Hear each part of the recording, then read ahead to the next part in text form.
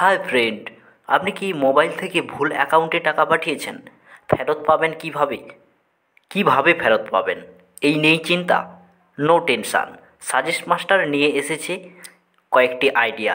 কয়েকটা ক্লিকের মাধ্যমে ভুল অ্যাকাউন্টে চলে যাওয়া টাকা ফেরত পাওয়া যাবে। কি করতে হবে তা এবার দেখে নেওয়া যাক। গায়ে কিন্তু লেগেই যায় যখন এই একটা মোটা অঙ্কের টাকা বা কিছু টাকা নিজের অ্যাকাউন্ট থেকে অন্য অ্যাকাউন্টে চলে যায় ভুলে।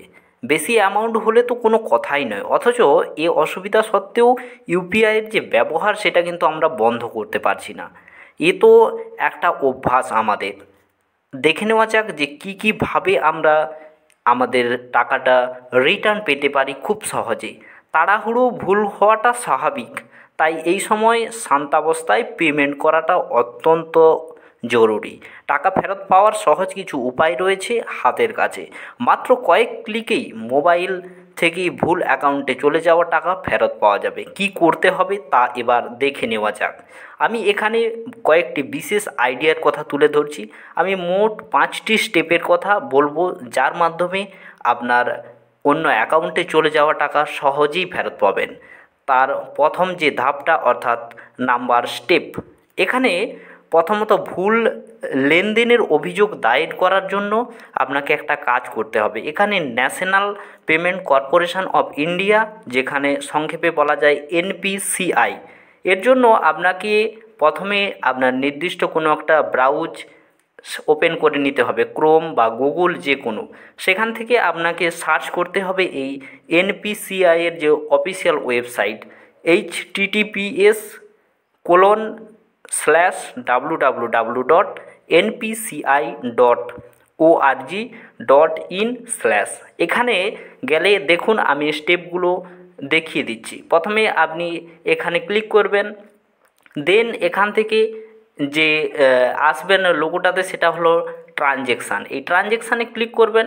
ট্রানজ্যাকশানে ক্লিক করার পরে আপনি কিছু অপশান এখান থেকে দেখতে পাবেন।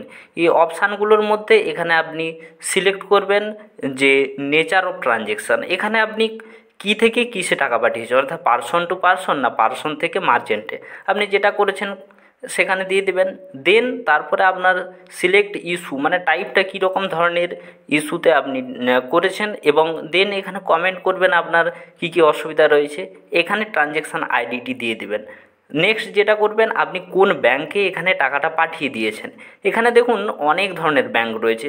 আপনার ইচ্ছা মতো আপনি যদি এখানে একটু ভালো করে লিস্টটা ফলো করেন, আপনার ইচ্ছা মতো যে কোনো ব্যাংক, সে পাঞ্জাব হোক, এসবিআই হোক বা কানাড়া হোক, বিভিন্ন ধরনের, বা কোটাক মাহিন্দ্রা ব্যাংক ইত্যাদি বিভিন্ন ধরনের কিন্তু ব্যাংক এখানে দিয়ে দেওয়া আছে।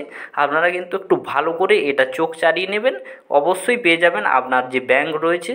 এখানে দেখুন যেখানে যতগুলো অথরিটি ব্যাংক আছে সমস্ত ব্যাংকের কিন্তু এখানে রয়েছে। দেন যে জিনিসটা করবে, এখানে আপনার ইউপিআই আইডিটি দিয়ে দেবেন। আপনি যে ইউপিআই আইডি থেকে পেমেন্ট করেছেন সেটা এখানে সিলেক্ট করে দেবেন। তারপরে আপনার ট্রানজ্যাকশানের ডেটটা দিয়ে দেবেন, এবং আপনার নিজের পার্সোনাল ইমেল আইডি দিয়ে দেবেন, এবং আপনার রেজিস্টার মোবাইল নাম্বার দিয়ে দেবেন, এবং সমস্ত কিছু ফলো করে, মানে এখানে বিভিন্ন ধরনের জিনিসগুলো ফলো করে আপনি এখানে সাবমিট করে দেবেন। তারপরেই দেখতে পাবেন আপনার কিছুদিনের মধ্যেই কিন্তু টাকাটা চলে আসবে। আমি আশা করি বোঝাতে পেরেছি। এই রকমভাবেই কিন্তু আপনি করতে পারবেন। নেক্সট যে স্টেপ, অর্থাৎ 2 নম্বর যে আইডিয়াটা দেব, সেটাও কিন্তু অত্যন্ত গুরুত্বপূর্ণ এবং সেটাও অনেক সহজ, আপনি ফলো করতে পারেন। ব্যাংকের সঙ্গে যোগাযোগ করতে হবে। কীরকম না, আপনি যে ব্যাংক থেকে টাকাটা পাঠিয়েছেন অন্য কাউকে, সেই ব্যাংকের সঙ্গে ডাইরেক্ট যোগাযোগ করুন, তাহলে অবশ্যই কিন্তু এর একটা ভালো ফলাফল পাবেন। ব্যাংকের সাথে যোগাযোগ করার ক্ষেত্রে সেই ব্যাংকের আপনি বিভিন্ন ধরনের যে কন্ট্যাক্ট নম্বর বা বিভিন্ন ধরনের হেল্পলাইন আছে, সেখানে কিন্তু আপনি নেট ব্যাংকিংয়ের মাধ্যমে অভিযোগ করতে পারেন, এবং সেখান থেকে মানি ট্রান্সফারের এবং লেনদেনের আইডিয়ার বিশদ যে বিবরণ, সেটা আপনাকে নিরাপদ করতে হবে, এবং তারপরেই কিন্তু আপনি আপনার টাকা পাওয়ার চান্স আছে। দেন যে আইডিয়াগুলো সেগুলো বলার আগে সবার কাছে আমার রিকোয়েস্ট, যদি চ্যানেলে নতুন হয়ে থাকেন অবশ্যই চ্যানেলটিকে সাবস্ক্রাইব করবেন, কারণ এখান থেকে প্রতিনিয়ত আপনি বিভিন্ন ধরনের সাজেস্টিভ এবং আইডিয়াপূর্ণ ভিডিও এখান থেকে পাবেন, যা আপনার জীবনে চলার পথে অনেক সাহায্য করবে। দেন 3 নম্বর আইডিয়া দেখে নেওয়া যাক। এখানে শেষ ধাপে যে আরবিআই ডিমেনশন আছে, এখানে আপনি অভিযোগ জানালে 1 মাসের মধ্যে কিন্তু টাকা ফেরত পাবেন। এখানে এই আরবিআই ডিমেনশন, এখানে আপনি যদি দ্বারস্থ হতে পারেন আপনার টাকা কিন্তু অবশ্যই আসবে। এই আবেদনটি করে কেউ সাধারণত নিষ্ফল হয়নি। আশা করি আপনিও এখান থেকে নিষ্ফল হবেন না। এই থার্ড যে স্টেপটা বললাম বা থার্ড যে আইডিয়াটা দিলাম, এটাও কিন্তু খুবই আজকের দিনে এটা ইম্পর্টেন্ট, আবার অনেকেই এখান থেকে অনেক সুবিধাও পেয়েছে। 4 নম্বর স্টেপ বা 4 নম্বর আইডিয়া, প্রাপকের যে ব্যাংকের সাথে, মানে আপনি যাকে আমি যে 4 নম্বর যে জিনিসটা বলতে চাইছি, যে আপনি যাকে টাকাটা সেন্ড করেছেন ভুলে, তার যে ব্যাংক, সেই ব্যাংকের সঙ্গে আপনার ব্যাংকের যোগাযোগ করাতে পারেন, এবং যোগাযোগ করাতে পারলে সেখান থেকে যদি আপনি আবেদন করতে পারেন, সেখানে কিন্তু আপনি অনেকটাই সুযোগ সুবিধা পাবেন। এটাও কিন্তু অনেকেই উপকৃত হয়েছে, এই স্টেপটাও অনেকে করেছেন। আপনি কি করবেন না, আপনার ব্যাংকে গিয়ে ওই ব্যাংকের সঙ্গে যোগাযোগ করানোর চেষ্টা করবেন, তাতে কিন্তু আপনার অনেকটাই লাভ হবে। 5 নম্বর যে স্টেপ, সেটাও কিন্তু অনেক ইম্পর্টেন্ট এবং এটাই লাস্ট স্টেপ।